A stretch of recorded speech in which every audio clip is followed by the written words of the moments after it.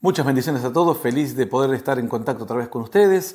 Sé que los videos anteriores acerca del matrimonio han despertado varias preguntas, incluso cuestionamientos, pero sin embargo sabemos que de a poco iremos aprendiendo, entendiendo doctrina, entendiendo la sana doctrina, que en muchos casos hemos recibido enseñanzas, tradiciones, que aun cuando algunas de esas tradiciones no sean malas o contrarias a nuestra vida, no nos dan una perspectiva concreta de cuál es la perfecta voluntad de Dios. Vamos a hablar un poco de esto, a ver cuál es la perfecta voluntad de Dios. También hablaremos un poco acerca de cómo es este mecanismo, qué es lo que Dios pensó cuando estableció que el primer matrimonio sería la unión y la convivencia entre el hombre y la mujer en su primer intento, digamos, que algunos decían, bueno, ¿cómo es eso de una bala de plata? Empecemos por el principio. ¿Y cómo es esto de la perfecta voluntad de Dios? La perfecta voluntad de Dios es aquello que Dios piensa inicialmente. Es decir, uno quiere que su hijo se reciba, pongamos, de ingeniero, pero al no poder recibirse de ingeniero por los costos, por la distancia o cualquier otra situación, dice, bueno, prefiero que estudie, aunque sea una carrera terciaria, tal vez no una carrera que lleve 5 años, sino una carrera más corta. Prefiero que estudie, pongamos, seguridad e higiene, alguna tecnicatura, en lugar de ser médico que estudie enfermería, por ejemplo. Bueno, eso sería un ejemplo simple. La perfecta voluntad de Dios sería lo excelente, lo excelso, lo que Dios pensó, lo mejor que pensó para nosotros, y luego, al no poder cumplir con esa perfecta voluntad de Dios, lo que vendría luego sería como la opción 2, es decir, bueno, ya que no pueden entrar aquí a esta tierra de bendición, vamos a buscar otro mecanismo para que ellos puedan vivir en bendición, tal vez a pesar de que han cometido errores o a pesar de que sean débiles y no puedan acceder a conocer la perfecta voluntad de Dios. Es decir, la perfecta voluntad de Dios es que el hombre tenga un encuentro, su primer encuentro sea con una mujer o viceversa, la mujer con el hombre, y el primer encuentro no sea como una aventura, un adulterio, una salida, o simplemente probar a ver qué es estar con una mujer o con una persona del sexo opuesto, sino que lo hagan ya en función de una decisión de abandonar su nido, abandonar la casa, la casa de su papá y mamá, y convivir. Tal vez hoy en día es muy difícil de entenderlo, pero en la antigüedad no teníamos una autoridad religiosa donde acudir para que nos case. Además, la religión se inventa posteriormente, o los rituales religiosos. El casamiento supera a todos. Esto lo aclaré y lo hablo y lo vuelvo a recalcar. Los pastores no casamos, los ministros no casamos, la gente, los siervos de Dios no casamos. Simplemente oramos por una bendición. El casamiento es anterior a la religión, anterior a Abraham, anterior a Moisés, anterior a Aarón, anterior a la religión judía. Es uno de los primeros institutos, es una de las primeras formas que Dios le enseña al hombre para poder vivir en sociedad. Es decir, el matrimonio es anterior a toda cuestión y está estipulado así, que debe hacerse de esta manera. Básicamente, la esencia del mismo es dejar el lugar donde uno está y juntarse con una mujer o con un hombre, en el caso de la mujer, con la intención de convivir. Eso es diferencia, y aquí una respuesta para algunos usuarios que preguntaron, ¿y qué pasa cuando uno tuvo relaciones prematrimoniales con diferentes personas? ¿Estoy casado con todas? No. La primera unión y la decisión de unirse, de convivir con una persona, es la que cumple el propósito de Dios de decir, esta es la perfecta voluntad de Dios. Sí. Seguramente el 99% de las personas no pudieron cumplir esto, o no lo pueden cumplir, o el 100% o el 80%, bueno, Dios sabrá cada situación específica. Sin embargo, yo tengo que enseñar lo que corresponde, no tengo que enseñar lo que quizás está sucediendo hoy en la sociedad. Primero enseñamos lo que corresponde, luego vemos la sociedad cómo se estructuró, cómo se desarrolló, y luego vemos qué hizo Dios para poder ayudar al hombre que vive en una sociedad que ha cambiado, en una sociedad que ha perdido valores, cómo hacer para que el hombre y la mujer puedan volver a su presencia a pesar de que ya van en el segundo o tercer matrimonio. Entonces hablamos y recalcamos esto, de que como uno vino, así se quede. La perfecta voluntad de Dios es esta.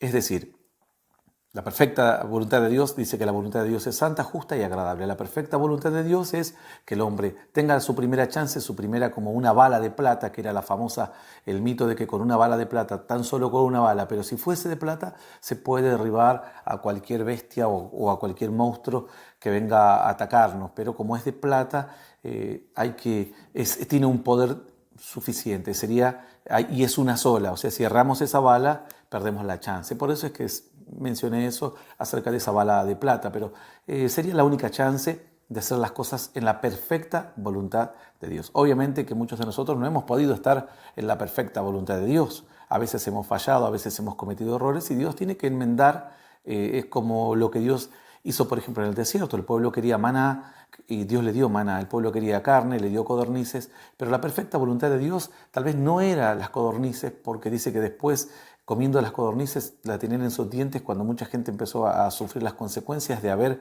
hecho las cosas mal. La perfecta voluntad de Dios quizás era que ellos tengan la fe suficiente para esperar el momento y no obligar a Dios en medio de su rebeldía, en medio de sus llantos, a que Dios los escuche y les envíe las codornices para poder zafar esa situación adversa que los tocaba enfrentar allí en medio del desierto. Entonces muchos de nosotros hemos sido llamados por Dios, quizás cuando éramos jóvenes, teníamos menos años de los que tenemos ahora, y le hemos dado la espalda a Dios. Y esa era la perfecta voluntad de Dios, conocer a Dios quizás a los 15, 18, 20 o alguna edad por el estilo. Sin embargo, muchos le dieron la espalda a Dios porque eran muy jóvenes y luego se volvieron a Dios a los 30, 40, 50. Alguno dirá, ¿pero qué? ¿Ya no tengo bendición? ¿No? Dios no es un Dios de oportunidades. Claro que hay bendición, pero ¿cuál es la diferencia? La bendición que iba a recibir a los 18, a los 20, a los 25 años era totalmente distinta a la que voy a recibir a los 30, 40, 50 años. Voy a recibir bendición, pero la bendición será diferente. Es distinta. Alguna persona dice, yo estuve con una pareja cuando era joven, pero no sabía lo que hacía. Estuve 1 año, 6 meses. Ese era entonces mi casamiento. Claro, eso fue tu casamiento. Tu propia decisión de estar por primera vez con una persona del sexo opuesto y convivir con ella. Ahora, no lo pudiste cumplir bien, no entendías lo que hacías. Y bueno, por eso es que la perfecta voluntad de Dios ya no se pudo cumplir. Entonces ahora sigue el desarrollo de la vida. Ahora, tienes una pareja o ya te has casado por civil, por iglesia o como fuere, y algunos dicen, pero ahora llegué a Dios. Bueno, la Biblia dice que como llegues a Dios debes quedarte, a no ser obviamente que estés llegando hoy destruyendo un hogar, por ejemplo, que ya son cuestiones específicas que las vamos a hablar en próximos videos, no nos queremos salir un poquito de la temática. Pero si hoy llegas a la presencia de Dios y es tu matrimonio, tu pareja con la cual estás hace 15, 10, 20 años, pero has tenido quizás antes en tu juventud una convivencia, bueno, esa primera convivencia era la perfecta voluntad de Dios. Quizás no tenías en cuenta que era la única oportunidad de estar en la perfecta voluntad de Dios. Ahora sí serás bendecido, hay bendición, es bendecido los dos.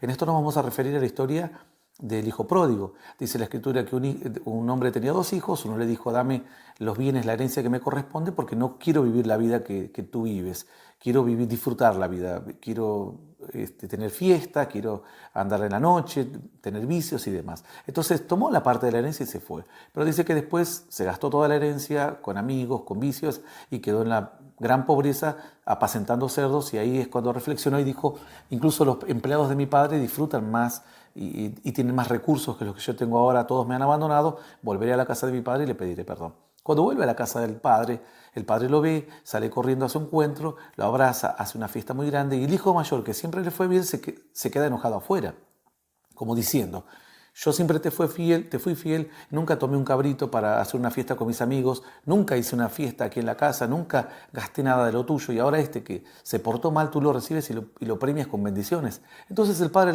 le dijo, hijo mío, todo lo que yo tengo es tuyo, todo lo que tengo es tuyo, pero ¿no debías celebrar ahora con tu hermano que estaba muerto y ahora está vivo, que estaba perdido y ahora es hallado?